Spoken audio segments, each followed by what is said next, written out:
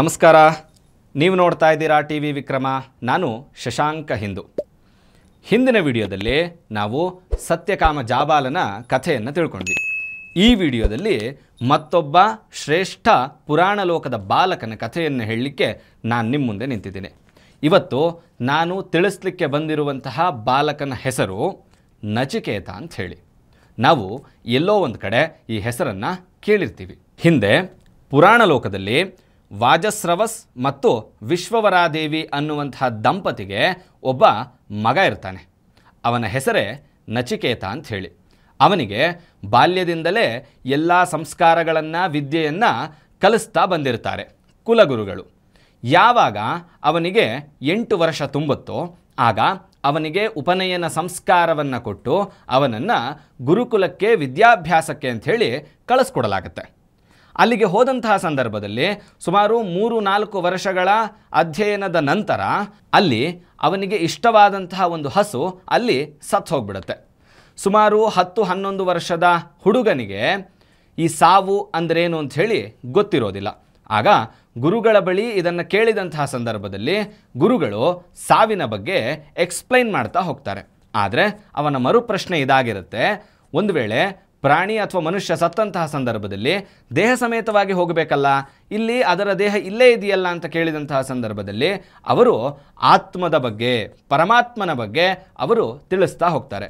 ಆಗ ಯಮದೇವ ಈ ಪ್ರಾಣಾಹರಣವನ್ನು ಮಾಡುವಂತಹದ್ದು ಅನ್ನುವಂತಹ ಎಲ್ಲ ವಿಚಾರಗಳನ್ನು ಹೇಳ್ತಾ ಇರ್ತಕ್ಕಂತಹ ಸಂದರ್ಭದಲ್ಲಿ ನಚಿಕೇತ ಕೇಳ್ತಾನೆ, ಯಮನನ್ನು ನೇರವಾಗಿ ಯಾರೂ ನೋಡಲಿಕ್ಕೆ ಸಾಧ್ಯವಿಲ್ವಾ ಅಂಥೇಳಿ. ಆಗ ನೋಡಬಹುದು, ಅದಕ್ಕೆ ಕಠಿಣವಾದಂತಹ ಪರಿಶ್ರಮ, ಕಠೋರವಾದಂತಹ ತಪಸ್ಸು ಬೇಕು ಅಂತ ಹೇಳ್ತಾರೆ. ಹೀಗೆ ಮುಂದುವರಿತಾ ಇರತಕ್ಕಂತಹ ಸಂದರ್ಭದಲ್ಲಿ ನಚಿಕೇತನ ತಂದೆ ವಾಜಸ್ರವಸ್, ಅಂದರೆ ಅವನಿಗೆ ಇನ್ನೊಂದು ಹೆಸರು ಕೂಡ ಇರುತ್ತೆ, ಉದ್ದಾಲಕ ಅಂಥೇಳಿ. ಈ ವಾಜಸ್ರವಸ್ ಅವನು ವಿಶ್ವಜಿತ್ ಯಾಗವನ್ನು ನಡೆಸುವಂತಹ ತೀರ್ಮಾನವನ್ನು ಮಾಡಿ ಅದರ ಫಲಪುಷ್ಪಗಳನ್ನು ತೆಗೆದುಕೊಂಡು ಬಂದು ನಚಿಕೇತನ ಗುರುಗಳಿಗೆ ಅದನ್ನೊಪ್ಪಿಸಿ, ನೀವು ಕೂಡ ಈ ಯಾಗಕ್ಕೆ ಬರಬೇಕು, ಅಷ್ಟೇ ಅಲ್ಲದೆ ನಚಿಕೇತನನ್ನು ಕೂಡ ಕರೆದುಕೊಂಡು ಬರಬೇಕು ಅನ್ನುವಂತಹ ಆಮಂತ್ರಣವನ್ನು ಕೊಡ್ತಾರೆ. ಆಗ ಅವರು ಒಪ್ಪಿ ಆ ಯಾಗಕ್ಕೆ ಹೋಗ್ತಾರೆ. ಯಾಗ ಸುಸಂಪನ್ನವಾಗಿ ಆರಂಭ ಆಗತ್ತೆ. ಆರಂಭದಲ್ಲಿಯೇ ವಾಜಸ್ರವಸನಿಗೆ ಒಂದು ನಿಬಂಧನೆಯನ್ನು ಹಾಕಿರ್ತಾರೆ. ಅದೇನಂತ ಹೇಳಿದ್ರೆ, ಅವನಿಗೆ ತುಂಬ ಕೋಪ, ಸಿಟ್ಟಿರೋದ್ರಿಂದ ಅದನ್ನು ನೀನು ಯಾಗದ ಸಮಯದಲ್ಲಿ, ಯಜ್ಞದ ಸಮಯದಲ್ಲಿ ತೋರಿಸಬಾರ್ದು. ಒಂದು ವೇಳೆ ನೀನು ಸಿಟ್ಟನ್ನು ತೋರಿಸಿದ್ರೆ ಈ ಯಾಗ ಪರಿಪೂರ್ಣವಾಗೋದಿಲ್ಲ ಅನ್ನುವಂತಹ ಮಾತನ್ನು ಹೇಳಿರ್ತಾರೆ. ವಿಶ್ವಜಿತ್ ಯಾಗದ ಸಮಾಪ್ತಿಯಾದ ನಂತರ ಯಾರ್ಯಾರು ಏನೇನನ್ನು ಕೇಳ್ತಾರೋ ಅದನ್ನೆಲ್ಲವನ್ನೂ ಕೂಡ ದಾನವನ್ನಾಗಿ ಕೊಡುವಂತಹದ್ದು ಅದರ ಕೊನೆಯ ಅಂಶ. ಹೀಗಿರ್ತಕ್ಕಂತಹ ಸಂದರ್ಭದಲ್ಲಿ ರಾಜ್ಯದಲ್ಲಿರುವಂತಹ ಎಲ್ಲರೂ ಕೂಡ ಅವನ ಬಳಿ ಎಲ್ಲವನ್ನು ಕೇಳಿಕೊಂಡು ಬರ್ತಾ ಇರತಕ್ಕಂತಹ ಸಂದರ್ಭದಲ್ಲಿ ಕೆಲವೊಬ್ಬರು ಬಂದು ನಮಗೆ ಹಸುಗಳು ಬೇಕು ಅಂತ ಕೇಳಿದಂತಹ ಸಂದರ್ಭದಲ್ಲಿ ತನ್ನ ಗೋಶಾಲೆಯಲ್ಲಿರುವಂತಹ ಹಸುಗಳನ್ನು ವಾಜಸ್ರವಸ್ ಕೊಡ್ತಾ ಇರ್ತಾನೆ. ಇದನ್ನು ನೋಡಿದಂತಹ ಸಂದರ್ಭದಲ್ಲಿ ನಚಿಕೇತ ಹೋಗಿ ಗುರುಗಳ ಬಳಿ ಕೇಳ್ತಾನೆ, ಯಾಕೆ ಈ ರೀತಿಯಾದಂತಹ ದಾನವನ್ನು ಮಾಡ್ತಾ ಇರೋದು ಅಂತ ಹೇಳಿ. ಆಗ ಗುರುಗಳು ಹೇಳ್ತಾರೆ, ಯಾರು ವಿಶ್ವಜಿತ್ ಯಾಗವನ್ನು ಪರಿಪೂರ್ಣ ಮಾಡ್ತಾರೋ ಕೊನೆಯಲ್ಲಿ ಅವರಿಗೆ ಪ್ರೀತಿ ಪಾತ್ರವಾಗಿರುವಂತಹದ್ದೆಲ್ಲವನ್ನೂ ಕೂಡ ದಾನ ಕೊಟ್ಟಂತಹ ಸಂದರ್ಭದಲ್ಲಿ ಮಾತ್ರವೇ ಅವರಿಗೆ ಸ್ವರ್ಗ ಪ್ರಾಪ್ತಿ ಆಗುತ್ತೆ ಅನ್ನುವಂತಹ ಮಾತನ್ನೇ ಹೇಳ್ತಾರೆ. ಆಗ ನಚಿಕೇತನಿಗನ್ಸುತ್ತೆ, ನನ್ನ ತಂದೆ ವಾಜಸ್ರವಸನಿಗೆ ನಾನು ತಾನೇ ಪ್ರೀತಿ ಪಾತ್ರ, ಹಾಗಾಗಿ ನನ್ನನ್ನು ಯಾರಿಗೆ ದಾನ ಕೊಡ್ತಾನೆ ಕೇಳೋಣ ಅಂತ ಹೇಳಿ ಅವನ ತಂದೆಯ ಬಳಿ ಹೋಗಿ ನನ್ನನ್ನು ಯಾರಿಗೆ ದಾನ ಕೊಡ್ತೀಯಾ ಅಂತ ಕೇಳ್ತಾರೆ. ಆಗ ತಂದೆ ಯಜ್ಞದ ತರಾತುರಿಯಲ್ಲಿರುವಂಥವನು, ಅವನು ಮಗನ ಮಾತನ್ನು ಕೇಳಿಸಿಕೊಂಡ್ರೂ ಕೇಳಿಸಿಕೊಳ್ಳದೇ ಇರುವಂಥ ರೀತಿಯಲ್ಲಿರ್ತಾನೆ. ಮುಂದುವರೆದು ಮಗ ನಚಿಕೇತನಿಗೆ ತಂದೆ ವೃದ್ಧ ಮತ್ತು ಬಂಜೆ ಹಸುಗಳನ್ನು ದಾನ ಕೊಡ್ತಾ ಇದ್ದಾನೆ ಅನ್ನುವಂತಹ ವಿಚಾರ ತಿಳಿಯುತ್ತೆ. ಇದರಿಂದ ತಂದೆಗೆ ಸ್ವರ್ಗ ಪ್ರಾಪ್ತಿಯಂತೂ ಆಗಲಿಕ್ಕೆ ಸಾಧ್ಯವೇ ಇಲ್ಲ, ಪಾಪ ತುಂಬಿಕೊಳ್ಳುತ್ತೆ ಅನ್ನುವಂಥದ್ದನ್ನು ಅರಿತು ಮತ್ತೊಮ್ಮೆ ಹೋಗಿ ನನ್ನನ್ನು ಯಾರಿಗೆ ದಾನ ಕೊಡ್ತೀಯಾ ಅನ್ನುವಂಥ ಮಾತನ್ನು ಕೇಳ್ತಾನೆ. ಆಗ ತಂದೆಗೆ ಸಿಟ್ಟು ತಡೆಯಲಾಗದೆ ಅವನು ನಿನ್ನನ್ನು ಯಮನಿಗೆ ದಾನ ಕೊಟ್ಟಿದ್ದೀನಿ ಅನ್ನುವಂಥ ಮಾತನ್ನು ಹೇಳಿಬಿಡ್ತಾನೆ. ಅಲ್ಲಿರುವಂಥವ್ರು ಎಲ್ಲರಿಗೂ ಕೂಡ ದುಃಖ ಆಗತ್ತೆ. ಆದರೆ ಯಜ್ಞದ ಸಮಯದಲ್ಲಿ ಕೊಟ್ಟಿರುವ ಮಾತನ್ನು ತಪ್ಪಬಾರದು ಅಂಥೇಳಿ ಅವನು ತರ್ಪಣವನ್ನು ಬಿಟ್ಟು ಯಮನಿಗೆ ದಾನ ಕೊಟ್ಟಿದ್ದೀನಿ ಅನ್ನುವಂಥ ಮಾತನ್ನು ಹೇಳಿಬಿಡ್ತಾನೆ. ತದನಂತರ ಸೂಕ್ಷ್ಮ ಶರೀರದ ಮೂಲಕ ನಚಿಕೇತ ಯಮಲೋಕಕ್ಕೆ ಹೋಗ್ತಾನೆ. ಯಮಲೋಕ ಅಂತ ಹೇಳಿದ್ರೆ ಸಂಯಮಿನಿ ನಗರ. ಅಲ್ಲಿಗೆ ಹೋದಂತಹ ಸಂದರ್ಭದಲ್ಲಿ ಯಮ ಅಲ್ಲಿ ಇರೋದಿಲ್ಲ. ಅದೇ ಸಮಯಕ್ಕೆ ಅಲ್ಲಿರುವಂತಹ ಕಿಂಕರರು, ಯಮನ ಸಹಚರರು ಮತ್ತು ಯಮನ ಹೆಂಡತಿ ಗೃಹಧರ್ಮವನ್ನು ಆಚರಿಸಬೇಕು ಅನ್ನೋ ಕಾರಣಕ್ಕೋಸ್ಕರ ಈ ತೇಜಃಪೂರ್ಣ ವ್ಯಕ್ತಿಯನ್ನು ನೋಡಿ, ಬಾಲಕನನ್ನು ನೋಡಿ ಅವನನ್ನು ಒಳಗೆ ಆಮಂತ್ರಿಸ್ತಾಳೆ. ಆದರೆ ನಚಿಕೇತ ಒಳಗೆ ಹೋಗಲಿಕ್ಕೆ ತಯಾರಾಗಿರೋದಿಲ್ಲ. ಅವರು ಕೊಟ್ಟಂತಹ ಯಾವುದೇ ಆತಿಥ್ಯವನ್ನು ಕೂಡ ಸ್ವೀಕರಿಸೋದಿಲ್ಲ. ಉಪವಾಸ ಮಾಡ್ತಾ ಬಾಗಿಲಲ್ಲೇ ಕಾಯ್ತಾ ನಿಲ್ತಾನೆ.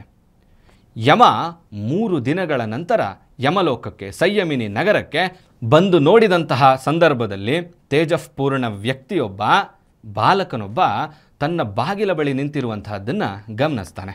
ಬಂದು ನೀನು ಯಾರು ಅಂತ ಕೇಳಿದಂತಹ ಸಂದರ್ಭದಲ್ಲಿ ಅವನು ಹೇಳ್ತಾನೆ, ನನ್ನ ತಂದೆ ವಿಶ್ವಜಿತ್ ಯಾಗವನ್ನು ನಡೆಸಿದ್ದಾರೆ, ನನ್ನನ್ನು ನಿನಗೆ ದಾನವಾಗಿ ಕೊಟ್ಟಿದ್ದಾರೆ, ನಾನು ಇನ್ನು ಮುಂದೆ ನಿನ್ನ ಶಿಷ್ಯ ಅನ್ನುವಂಥ ಮಾತನ್ನು ಹೇಳಿದಂತಹ ಸಂದರ್ಭದಲ್ಲಿ ಯಮನಿಗೆ ಇವನ ತೇಜಸ್ಸನ್ನು ನೋಡಿ ಮತ್ತು ಇವನ ಮಾತುಗಳನ್ನು ಕೇಳಿ ಖುಷಿಯಾಗತ್ತೆ. ಅಷ್ಟೇ ಅಲ್ಲದೆ ಈ ರೀತಿಯಾದಂತಹ ಬ್ರಾಹ್ಮಣನೊಬ್ಬನನ್ನು ನಾನು ನನ್ನ ಮನೆಯ ಬಾಗಿಲ ಬಳಿ 3 ದಿನ ಕಾಯಿಸಿದಿನಲ್ಲ ಅನ್ನುವಂತಹ ಕೊರಗು ಕಾಡಲಿಕ್ಕೆ ಆರಂಭ ಆಗುತ್ತೆ.